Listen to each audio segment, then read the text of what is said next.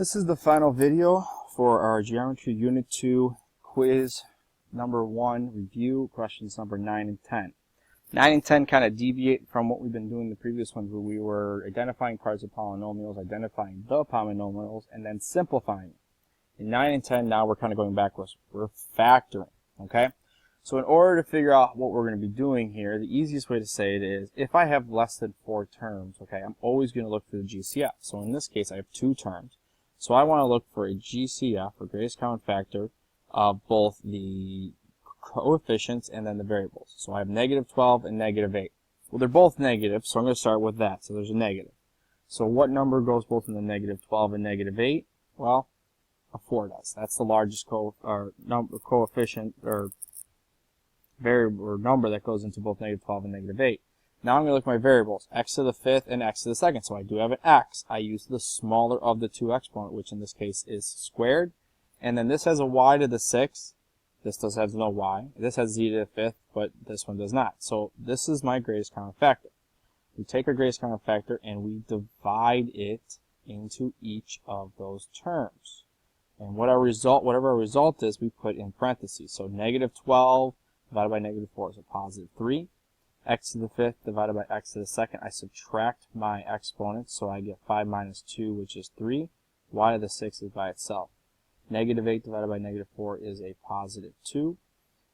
X squared divided by x squared, they cancel out. It goes away completely. I'm left with z to the 5th, because there was nothing there. Now, this is not done, because whatever the greatest common factor was must also be written in front. And this is our factored polynomial. Now, in number 10, the first thing I'm going to notice is that I have 4 terms. And when I have 4 terms, what we're going to do is we're going to factor it by grouping. We're going to take our first part and our second part, and we're going to group them together in order to factor them. So in this case, 36x cubed minus 12x squared. The greatest common factor between these two, okay, is just I'm going to kind of create some space here above, erasing the problem above. Between the first parentheses is a 12, okay, and then they both have x squared. So that means I'm going to divide this by 12x squared and this by 12x squared. And when I do that, 36 divided by 12 is 3. I take away the x squared, it gives me just an x. Minus 12 divided by 12 is 1. X squared goes away. And I put my greatest common factor in front, 12x squared. In the next parentheses, the greatest common factor between negative 8x and 8 is actually 8.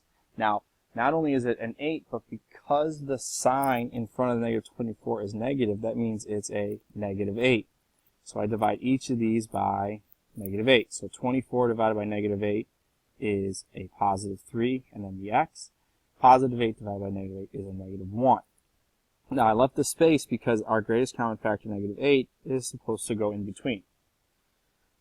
So now, I have this first term here and this second term here. The goal here was to have 2 parentheses that were the same, and we do. They're both 3x minus 1, so that comes out front, which leaves us with the remaining 12x squared minus 8 to be in the second parentheses.